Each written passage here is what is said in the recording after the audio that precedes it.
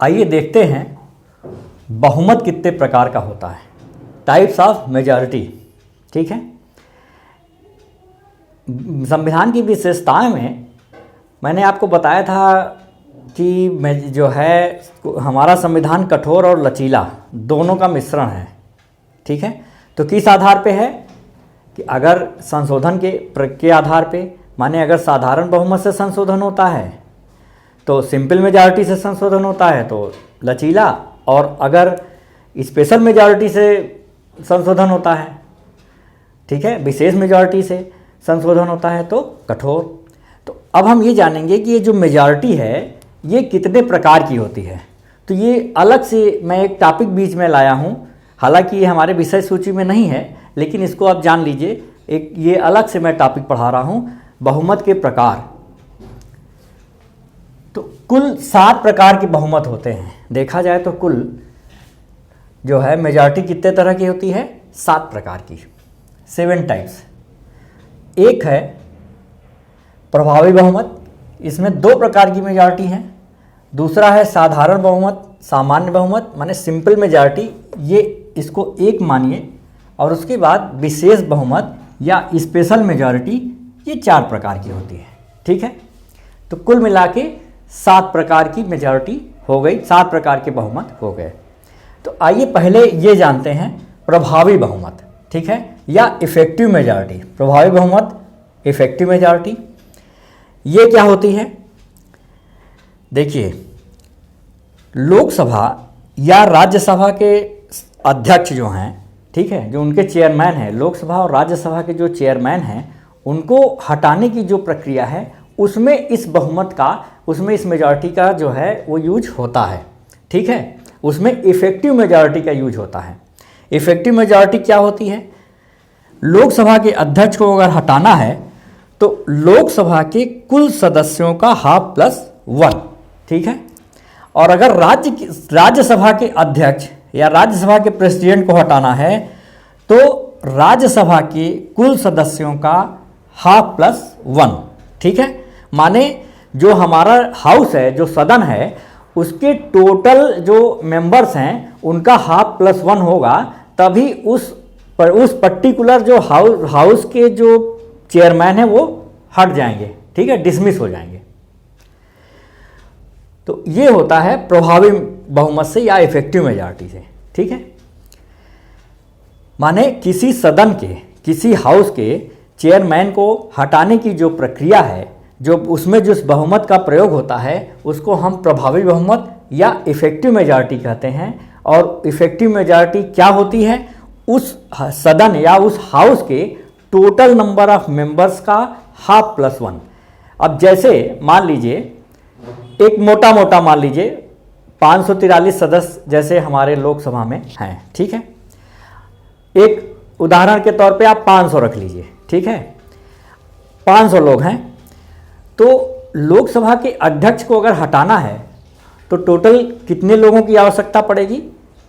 500 माने 500 का आधा, 250 + 1 251 मेंबर्स जो है वो मतदान करें, उपस्थित भी रहें और मतदान भी करें। ठीक है, मान लीजिए कि सपोज करिए 300 लोग हैं, ठीक है, या 400 लोग हैं, सपोज करिए 400 लोग उपस्थित हैं। ठीक है, उसमें से 100 ने वॉकआउट कर दिया। ठीक है, 100 ने वॉकआउट कर दिया और 251 ने हटाने के पक्ष में या डिसमिस करने के पक्ष में मतदान कर दिया, तो भी लोकसभा के जो अध्यक्ष हैं वो डिसमिस हो जाएंगे, हट जाएंगे। ठीक है, माने उपस्थित भी रहें और मतदान भी करें। अब इसमें क्या था, 400 लोग तो थे लेकिन 100 लोग वॉकआउट कर दिए, तो उपस्थित और मतदान करने वाले कितने हुए? 300। 300 में से हटाने के पक्ष में 251 ने किया और उनको बनाए रखने के पक्ष में 49 ने किया। तो जो है उनको हटाने वाला जो वो था वो पास हो गया, वो प्रस्ताव पास हो गया। ठीक है, ये है प्रभावी बहुमत। यहाँ एक उदाहरण और समझते हैं। मान लीजिए यहाँ पे जो है कुल हमारे पास 400 सदस्य उस दिन आए हैं। ठीक है, और 400 सदस्यों में से किसी प्रस्ताव पे मान लीजिए किसी चेयरमैन को हटाना है। ठीक है, तो उसमें से 201 ने हटाने के पक्ष में दिया है और बाकी ने विरोध में। तो अब यहाँ पे चूंकि जो है टोटल का हाफ प्लस 1 चाहिए, माने 251 चाहिए, इसलिए वो प्रस्ताव पारित नहीं होगा, क्योंकि 201 251 से कम है। ठीक है। अगला है साधारण या सामान्य बहुमत, इसी को कहते हैं सिंपल मेजॉरिटी। ठीक है। ये कहाँ पे, ये कुछ अनुच्छेद जैसे आर्टिकल 2, 3, 4, ठीक है, राज्यों का के नाम में परिवर्तन, सीमा में परिवर्तन, नए राज्यों का गठन, इसमें जो है वो सिंपल मेजॉरिटी का यूज होता है। और यहीं पे इन सब अनुच्छेदों में हमारा जो संविधान है वो लचीला दिखता है, उसका लचीला होने का गुण, फ्लेक्सिबिलिटी का गुण दिखता है। ठीक है। तो सिंपल मेजॉरिटी क्या होती है? उपस्थित एवं मतदान करने वालों का हाफ प्लस 1। ठीक है, माने उपस्थित और मतदान करने वालों का हाफ प्लस 1। यहाँ पे भी लगभग वही चीज़ थी, लेकिन यहाँ एक अंतर था। यहाँ क्या था? टोटल का हाफ प्लस 1। और यहाँ पे क्या था? यहाँ पे उपस्थित एवं मतदान करने वालों का हाफ प्लस 1। माने हम जो यहाँ पे आपको मैंने बताया था, सपोज करिए कोई प्रस्ताव है, 400 लोग आए थे, यहाँ पे 201 ने उसके पक्ष में किया था, बाकी ने 201 और बाकी कितना बचा? 400 में से 199। ठीक है। तो 201 ने पक्ष में किया और 199 ने विपक्ष में। तो यहाँ पे इस केस में वो पास नहीं हुआ था प्रस्ताव, लेकिन अगर यहाँ पे होता, साधारण बहुमत की आवश्यकता होती, तो वो प्रस्ताव पास हो जाता। क्यों? क्योंकि 400 में से 400 ने वोटिंग की थी और उसमें से हाफ प्लस 1 माने 201 ने उसके पक्ष में जो है वोट किया, इसलिए वो प्रस्ताव पारित हो जाएगा। ठीक है। ये है सिंपल मेजॉरिटी या सामान्य बहुमत। अब आते हैं विशेष बहुमत या स्पेशल मेजॉरिटी। ठीक है। हमारे संविधान की कुछ प्रावधानों में विशेष बहुमत या स्पेशल मेजॉरिटी की आवश्यकता होती है। यहीं पे आके हमारा जो संविधान है वो कठोर बन जाता है। ठीक है। तो कुछ अनुच्छेद ऐसे हैं कि या कुछ प्रावधान ऐसे हैं, ठीक है, कि उसमें चेंज करने के लिए, उसमें संशोधन करने के लिए, अमेंडमेंट करने के लिए हमें विशेष बहुमत या स्पेशल मेजॉरिटी की ज़रूरत पड़ती है। ठीक है। ये 4 तरह की होती है। पहली क्या है? उपस्थित एवं मतदान करने वालों का, माने प्रेजेंट और वोटिंग करने वालों का 2/3। ठीक है। कुछ अनुच्छेद या कुछ आर्टिकल ऐसे हैं कि उसमें जो है अमेंडमेंट करने के लिए, उसमें संशोधन करने के लिए हमें इस प्रकार के जो है बहुमत या मेजॉरिटी की आवश्यकता होती है। माने उपस्थित, प्रेजेंट प्लस वोटिंग करने वालों का 2/3। जैसे आर्टिकल 249। ठीक है। आर्टिकल 249 क्या है? संसद की जो है राज्य के विषय पर कानून बनाने की शक्ति। तो यहाँ पे क्या है कि अगर राज्यसभा अपने उपस्थित एवं मतदान करने वालों का 2/3 से पास कर दे, तो उस राज्य के उस विषय पर संसद कानून बना सकता है। ठीक है। तो माने प्रेजेंट हो प्लस वोट करें उनका 2/3। यहाँ पे क्या था? प्रेजेंट प्लस वोट का हाफ प्लस 1। यहाँ पे क्या है? 2/3। यहाँ पे थोड़ा सा मतलब कड़ा है ये। इतनी आसानी से, जितनी आसानी से यहाँ पे चेंज होगा उतनी आसानी से यहाँ पे नहीं होगा। ठीक है। कैसे? आइए उदाहरण देकर समझते हैं। हमने बताया था ना कि जैसे 400 लोग हैं, तो 400 में 201 दिए थे, तो यहाँ नहीं हुआ था, यहाँ हो गया था। ठीक है। अब यहाँ आइए, क्या 400 में अगर 201 ने पक्ष में किया है किसी प्रस्ताव के, तो होगा? नहीं। क्यों? क्योंकि 2/3 चाहिए। 400 का 2/3 कितना हो जाएगा?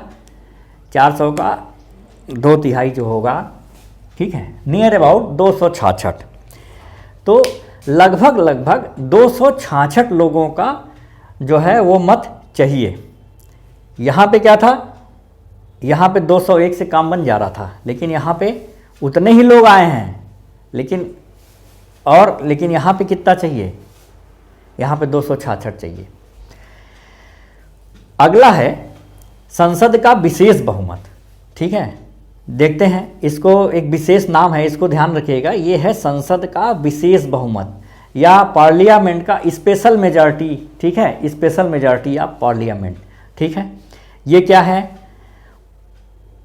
उपस्थित एवं मतदान करने वालों का 2/3, माने ये वाला, और प्लस इसके साथ एक एडिशनल और कंडीशन है कि सदन के कुल सदस्यों का 1/2+1, माने ये कंडीशन भी पूरी होनी चाहिए, और साथ ही टोटल नंबर ऑफ मेंबर्स का 1/2+1, ठीक है।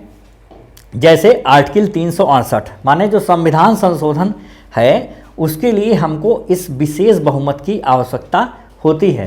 संविधान संशोधन के लिए हमें अलग अलग सदन में, ठीक है, इस प्रकार का जब तक बहुमत से कोई संशोधन पास नहीं होगा तब तक वो संशोधन नहीं माना जाएगा। तो आइए उदाहरण देकर समझते हैं। मान लीजिए कि यहाँ पे, ठीक है, सपोज करिए 300 लोग आए हैं, ठीक है, सपोज करिए 300 लोग आए हैं उस दिन, हाँ। तो और 300 का 2/3, 200 लोगों ने कोई मान लीजिए संविधान संशोधन है, उसमें से 200 ने उस संशोधन के पक्ष में वोट कर दिया, ठीक है, और 100 ने उसके अगेंस्ट वोट किया। तो अब 2/3 तो है, 300 का 2/3 200।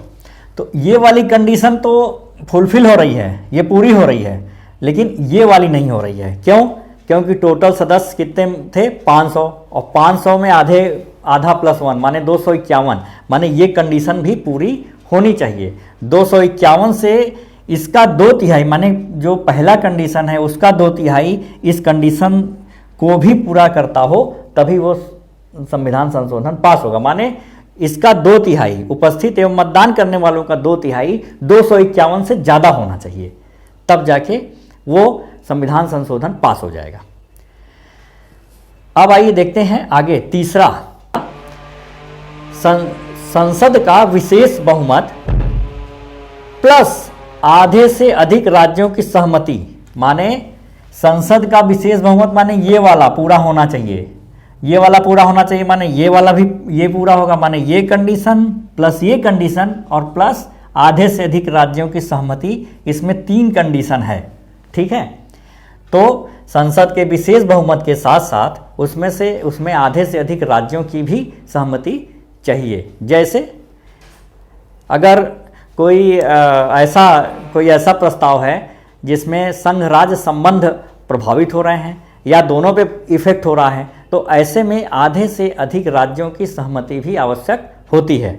जैसे सुप्रीम कोर्ट और हाई कोर्ट के जजों का जो अपॉइंटमेंट नियुक्ति होती है उसकी जो प्रक्रिया है, अगर उसमें कोई चेंज करना है तब हमें ये वाले बहुमत की आवश्यकता होती है। या जैसे जो जीएसटी बिल आया था, आपको याद हो जीएसटी बिल में भी इसी बहुमत की आवश्यकता थी, उसको आधे से अधिक राज्यों जो से भी पास कराया गया था।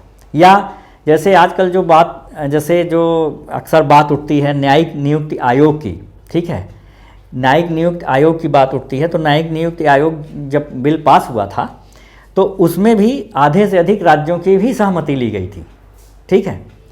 तो अगर 300 सदस्य हैं तो उसमें से भी हमें 251 की ज़रूरत पड़ेगी, ठीक है। 251 से पास हो प्लस आधे से अधिक राज्य भी उसको पास करें तब जाके वो बिल पास होगा।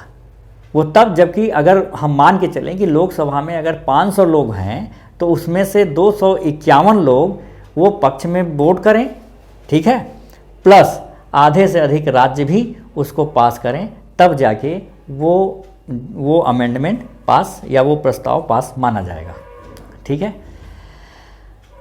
अब आइए एक और है, ठीक है, एक और है मेजॉरिटी स्पेशल, वो है राष्ट्रपति पर महाभियोग या आर्टिकल 61 अनुच्छेद 61, ठीक है।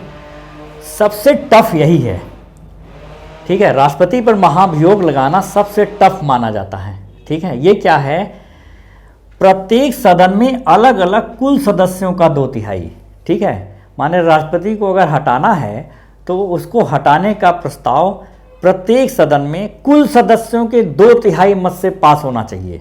आप देखिए सबसे टफ हो, जितने भी हैं यहाँ पे सबसे टफ यही है।